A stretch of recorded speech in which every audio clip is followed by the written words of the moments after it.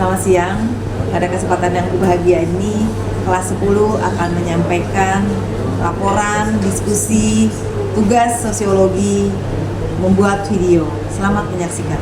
Assalamualaikum warahmatullahi wabarakatuh. Kami dari kelompok 2 ingin memaparkan materi tentang interaksi sosial. Sebelum itu, perkenalkan, nama saya Radifora Jasmine. Nama saya Ken Bagus Anggawijaya. Saya Muhammad Imam Puji Setiawan. Saya Muhammad Fahri. Selamat menyaksikan videonya. Sebagai makhluk sosial, manusia tidak dapat hidup sendiri tanpa membangun hubungan dengan orang lain. Dengan kata lain, manusia selalu melakukan interaksi sosial. Apa sih itu interaksi sosial? Interaksi sosial adalah hubungan timbal balik antara individu dengan individu dengan kelompok maupun kelompok satu dengan kelompok lainnya. Syarat interaksi sosial ada dua. Yang pertama adanya komunikasi dan kedua adanya kontak sosial. Ciri-ciri interaksi sosial.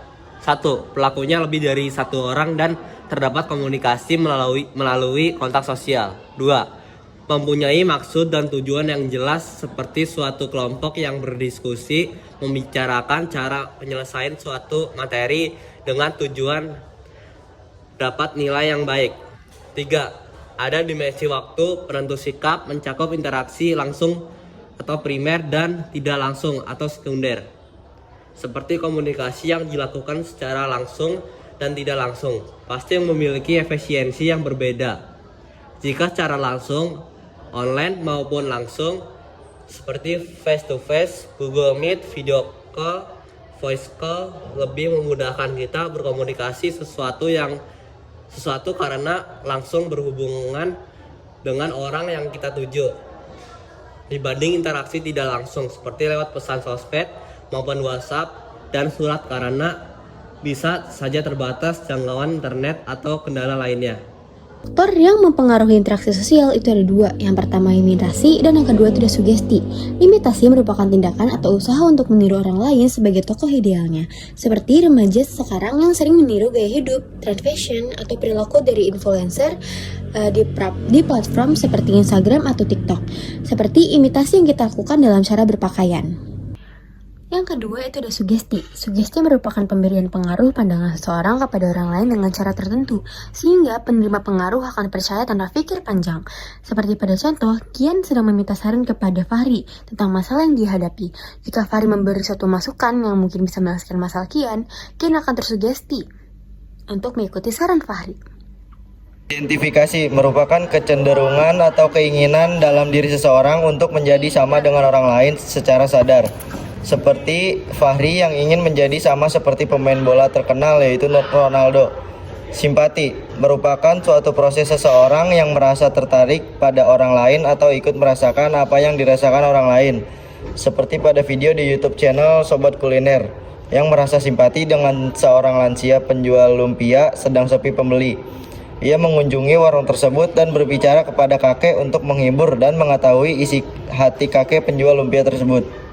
Simpati merupakan kemampuan merasakan dan wujud nyata perbuatan dari simpati. Pemilik channel Sobat Kuliner pun memborong semua dagangan kakek penjual lumpia dan memberikan uang lebih.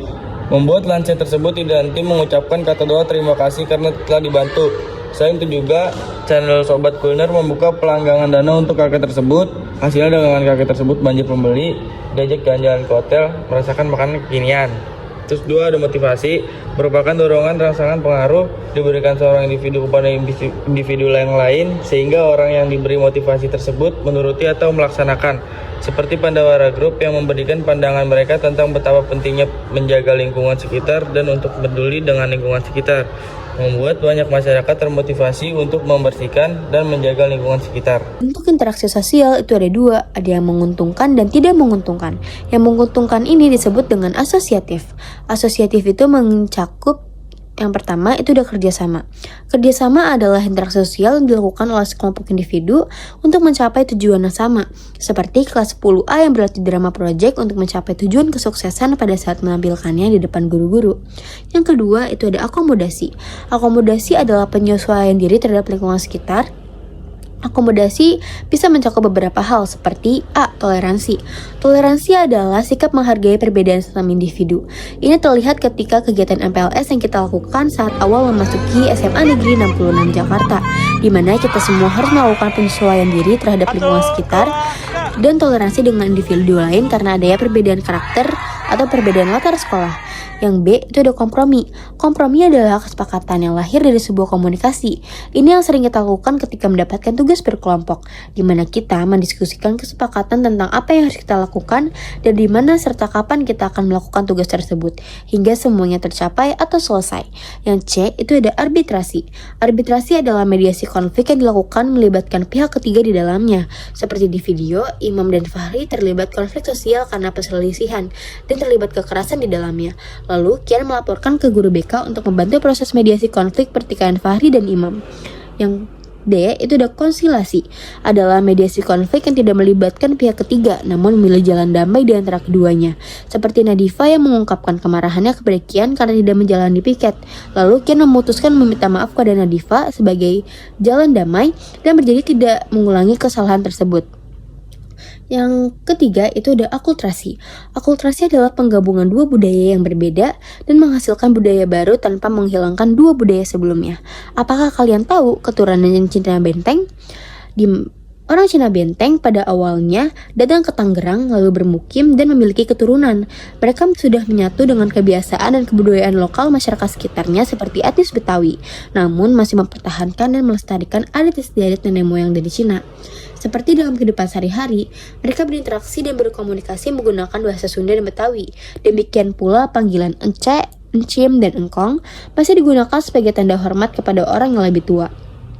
Panggilan tersebut juga tidak asing di telinga kita karena telah diadopsi dalam budaya Betawi dan digunakan dalam konteks yang lebih luas di Indonesia, menunjukkan pengaruh Tionghoa dalam kehidupan sehari-hari masyarakat lokal. Kebanyakan dari masyarakat Cina, Benteng tidak dapat berbahasa Cina. Yang keempat itu ada asimilasi. Asimilasi adalah penggabungan dua budaya yang menghasilkan budaya baru dan menghilangkan unsur dua budaya sebelumnya. Apakah kalian tahu asal-usul baju koko yang sekarang sering digunakan pria muslim untuk melakukan sholat berjamaah? Baju koko awalnya diperkenalkan oleh masyarakat Tionghoa melalui interaksi sosial yang terjadi dalam konteks perdagangan Asia Tenggara. Para pedagang Tionghoa membawa serta pakaian tradisional mereka yang kemudian beradaptasi dengan budaya lokal. Lalu masyarakat muslim di Indonesia mengadopsi baju ini dan memodifikasinya sesuai dengan nilai-nilai kesopanan dan norma berpakaian dalam Islam, seperti dipakai pada saat acara-acara keagamaan seperti sholat Jumat dan perayaan Idul Fitri.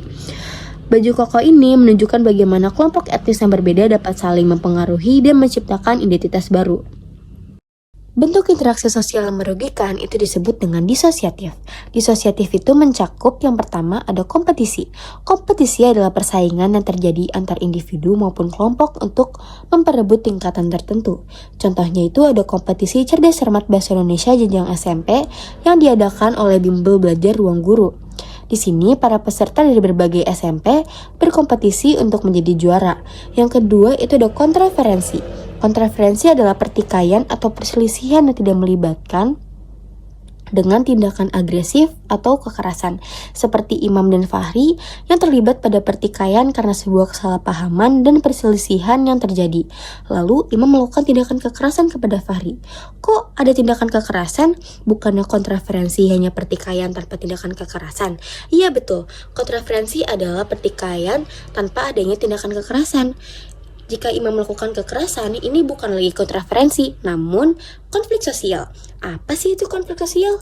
Konflik sosial adalah pertikaian yang melibatkan atau berakhir dengan tindakan kekerasan dan agresif di dalamnya.